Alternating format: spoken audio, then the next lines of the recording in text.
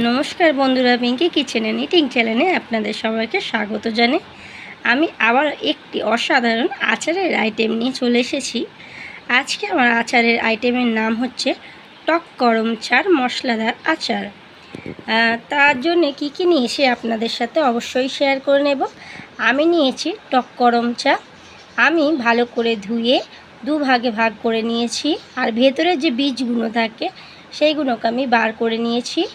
আর নুন হলুদ মাখিয়ে আমি রোদ্দুরে প্রায় 2 ঘন্টার মতন রেখে দিয়েছিলাম, যাতে ভেতরের রসগুলো ঝরে যায়, তাহলে আচারটা খুবই ভালো হয়। নিয়েছি সর্ষের তেল, নিয়েছি নুন, ধনে গুঁড়ো, জিরে গুঁড়ো, নিয়েছি সাদা সর্ষে, গোটা ধনে, গোলমরিচ গুঁড়ো, নিয়েছি লঙ্কা গুঁড়ো, মৌরি, কালা জিরে, গোটা জিরে, বিট নুন, নিয়েছি জোয়ান, নিয়েছি লঙ্কা গুঁড়ো, আর নিয়েছি রসুন। আর আমি এই গোটা মশলাগুলোকে কড়াইতে নেড়ে নিয়ে আমি গুঁড়ো করে নেব, আপনারা সাথে থাকুন।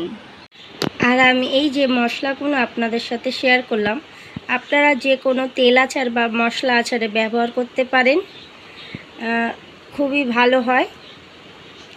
আর আপনারা সাদা সর্ষের জায়গায় কালো সর্ষেও ব্যবহার করতে পারেন, বা দুটো সমান ভাগেও করতে পারেন, মানে কালো সর্ষে আর সাদা সর্ষে দুটোই দিতে পারেন, খুবই ভালো লাগবে।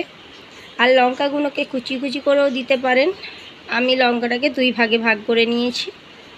সব রকম মশলা দিয়ে আমি মশলাটা গরমে হালকা আছে ভেজে নেব। তেজপাতা আর শুকনো লঙ্কাটা তখন বলতে ভুলে গেছিলাম। সব মশলাগুলোকে দিয়ে আমি হালকা আছে ভেজে নেব।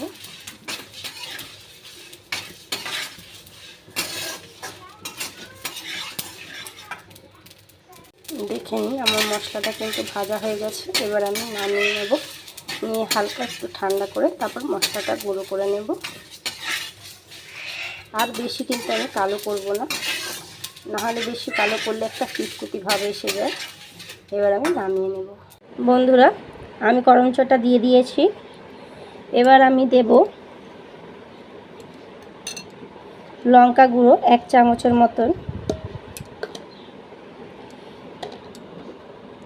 দেব 1 চামচ জিরে গুঁড়ো, 1 চামচ ধনে গুঁড়ো, 1 চামচ হলুদ গুঁড়ো, বিট নুন দেব 1 চামচ, সাদা নুন দেব 1 চামচ,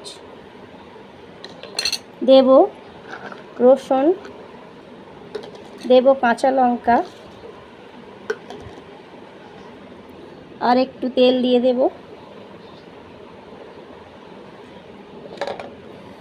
আর একটু গোলমরিচ গুঁড়ো 1/2 চামচ দিলাম, আর একটু দেব, পুরো 1 চামচ দিয়ে দিলাম। এবার এটাকে আমি মিক্স করে নেব।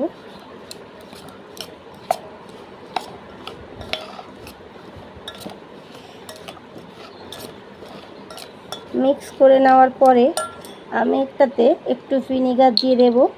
আচারটা নষ্ট হবে না, প্রায় 1 বছর আপনারা খেতে পারবেন।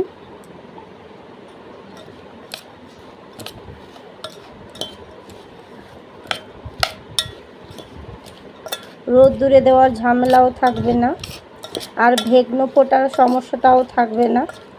এবার আমি আরেকটু তেল ব্যবহার করব। এবার আমি ভালো করে একটু নেড়ে চেড়ে নেব, যাতে মশলাটা প্রতিটা ভেতরে একটু ভালো করে ঢুকে যায়।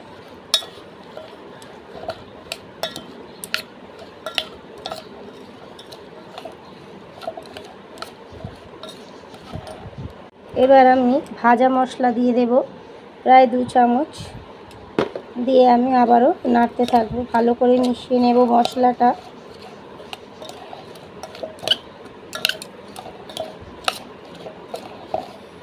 এই আচারের একটা স্বাদই আলাদা, খুবই ভালো লাগে। আপনারা অবশ্যই ট্রাই করবেন, খুবই ভালো লাগবে। আর আমার আচার বানাতে খুবই ভালো লাগে, তাই আমি প্রতি বছরই বানাই। তাই ভাবলাম আপনাদের সাথে শেয়ার করি। আমি এই পর্যন্ত অনেক রকমের আচার বানিয়েছি, আপনাদের সাথে এই আচারটা শেয়ার করলাম।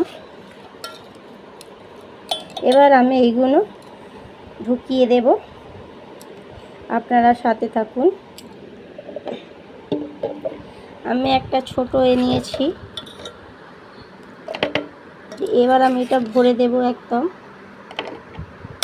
আর একটা কথা, ভালো করে চেপে চেপে একটু দিয়ে দেবেন, তাহলে ভেকনো পোটাটাও একটু কম হবে আর আচারটা দিলে হাওয়াটাও কম হবে, ভালো করে মজে যাবে। এবার আমি ওপর থেকে আর একটু তেল দিয়ে দেব। আমার আচারটা নষ্ট হবে না আর কিছু হবে না। আপনারা 1 বছর রাখতে পারেন আচারটা, রোদ্দুরে না দিলেও আচারটা খুবই ভালো থাকবে। যদি এই আচারের রেসিপিটা আপনাদের ভালো লেগে তাহলে আপনাদের কাছে আমি আশা করব লাইক, কমেন্ট আর শেয়ারে অবশ্যই সাবস্ক্রাইব করতে ভুলবেন না। নমস্কার।